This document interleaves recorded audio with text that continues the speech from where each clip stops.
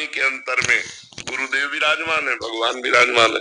अखंड मंडलाकारम व्याप्तमेन चराचरम, तो सब में गुरुदेव विराजमान है। श्री राम में सब जग जानी, तो सब में भगवान विराजमान है। जब भगवान और गुरुदेव आज्ञा करते हैं उसकी बात मान ले तो हमसे कोई पाप कर्म नहीं होगा। अगर इतना ज्ञान नहीं है तो शास्त्रों को पढ़ो, सत्संग सुनो, तो आपको पता चल जाएगा कि हमारा मन कौन सा गलत संकल्प करता है और कौन सा। वैसे तो बिना पढ़े लिखे भी पता चल जाता है कि गलत हमारा मन सोच रहा है या सही सोच रहा है। राहुल नागर जी, ग्रेटर नोएडा। राधे राधे महाराज जी। महाराज जी, मेरे द्वारा जो भी गलत काम वो पाप जाने अनजाने में हुए, उनका पश्चाताप कैसे करूं कि जिससे नई जिंदगी की शुरुआत हो?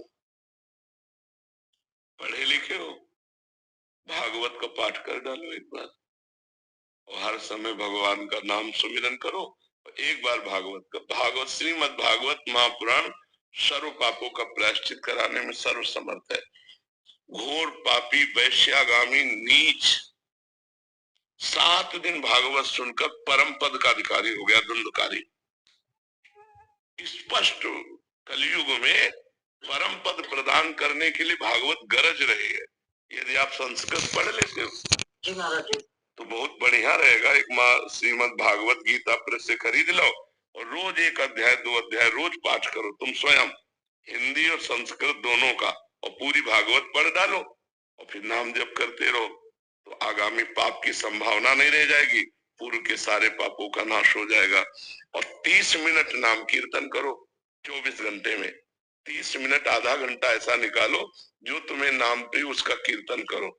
नाम संकीर्तनम यस्य सर्व पाप प्रणाशनम, भगवान के नाम का कीर्तन समस्त पापों का नाश कर देता है। तो भगवान की लीला कथा, भगवान का नाम कीर्तन, भगवान का नाम जप, ये परम पद प्रदान कर देगा। पापों का नाश तो स्वाभाविक हो जाएगा, पाप प्रवृत्ति का नाश हो जाएगा।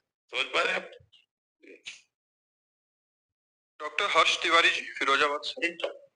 राधे राधे महाराज जी।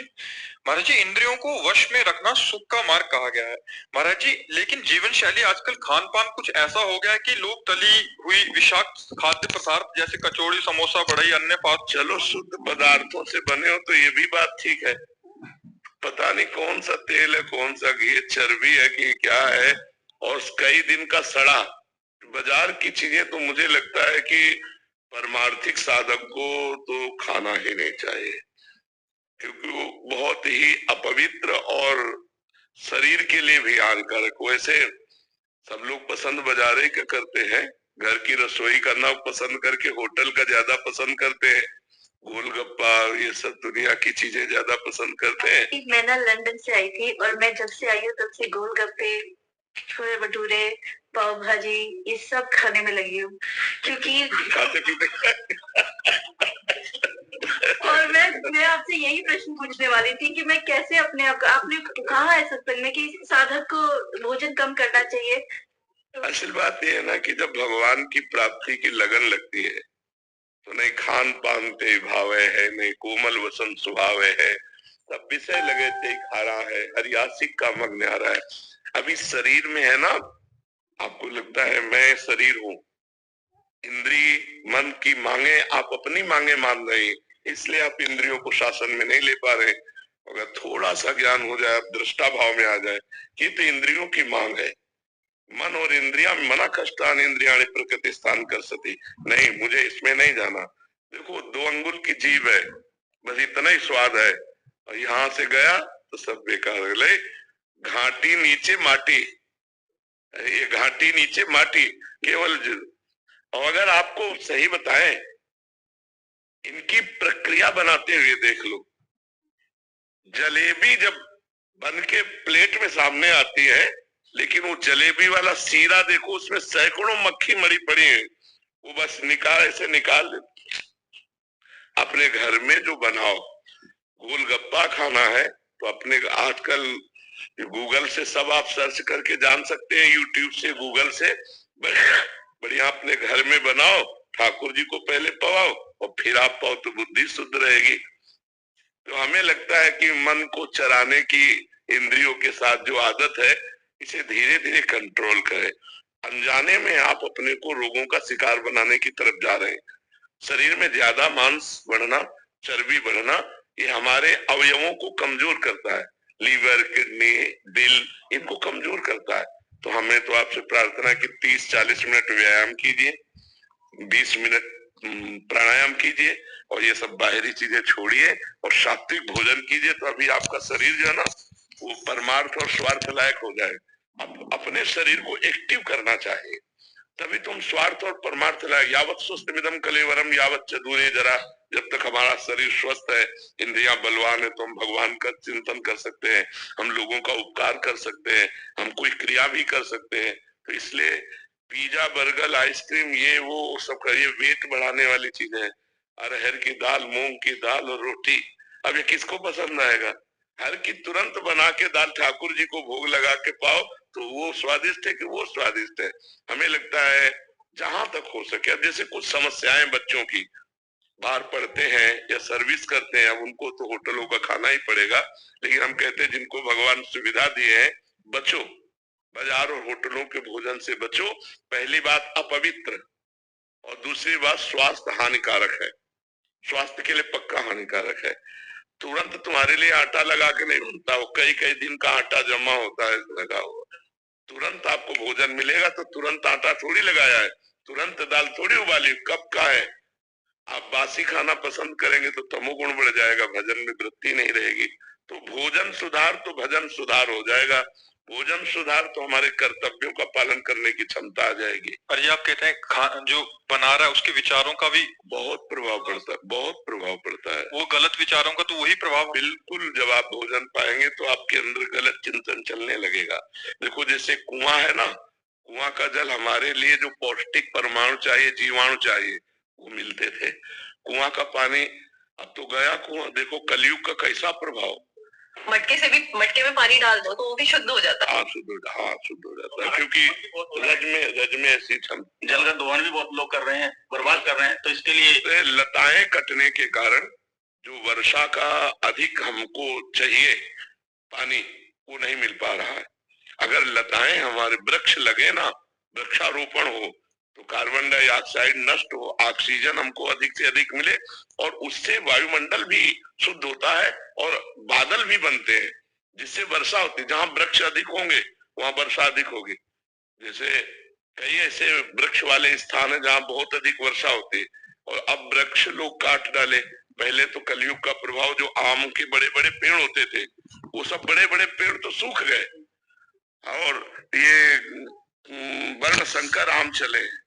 इतना बड़ा पौधा, इतने इतने बड़े आम लगे, नहीं चले।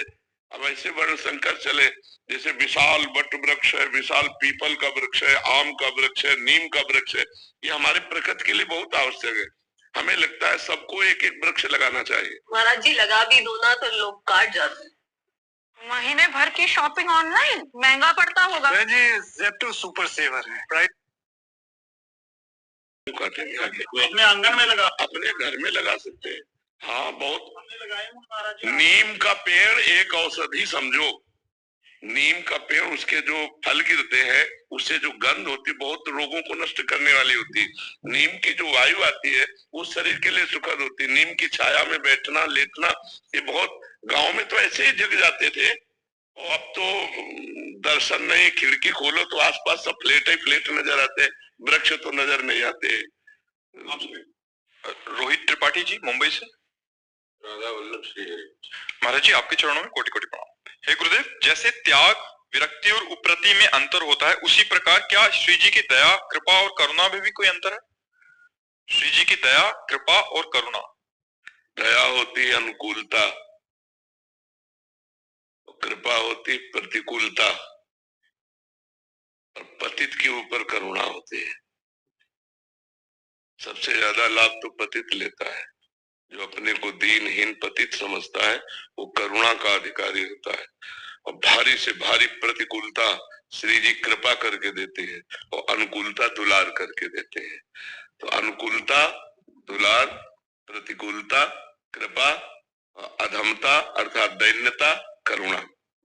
दैन्य को करुणा का, जो पतित भाव अपने में रखता है वो करुणा का अधिकारी होता है श्री जी की। और भारी से भारी प्रतिकूलता में भी श्री जी की कृपा का जो अनुभव करता है वही महाभागवत होता है, और जो अनुकूलता में उनके दुलार का अनुभव करता है वो भक्त होता है। समझ रहे ना?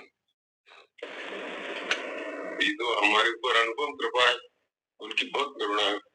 हाँ, जब हमारे को अनुकूलता मिले तो करुणा देखें, दुलार करके दे रही अनुकूलता, और जब प्रतिकूलता मिले तब कृपा देखे। बहुत अपनापन है श्री जी का हमारे ऊपर, कृपा कि बिना हमारी इच्छा के, अपनी इच्छा से हमारे ऊपर विधान किए प्रतिकूलता का, और प्रतिकूलता सदैव भगवत प्राप्ति ही कराता है। और श्री जी की अनुकूलता से जो करुणा कृपा का अनुभव होता है वो और उल्लास पूर्वक भजन कराता है कि कितनी कृपा है, हर जगह अनुकूलता ही अनुकूलता स्वामिनी जी दी है। और जब प्रतिकूलता होती है तो उससे ज्यादा अनुभव होता है, कितनी कृपा है श्री जी, हर जगह राग हमारा नष्ट कर रहे हैं, अपमान निंदा तिरस्कार प्रतिकूलता, कृपा ही कृपा है। और जब दैन्य होता है तो करुणा का, उनकी दयालुता, उनकी कृपालुता, उनकी करुणा का सदैव भक्त अनुभव करता रहता है। ये सब तीनों भगत के जीवन में आती रहती है, कभी दयालुता, कभी कृपा, कभी करुणा आती रहती है। यही आशीर्वाद बनाए रखें गुरुदेव की कृपा का अनुभव निरंतर होता रहे बस। हाँ, बस उन्हीं का अनुभव होता रहे, ये बात है।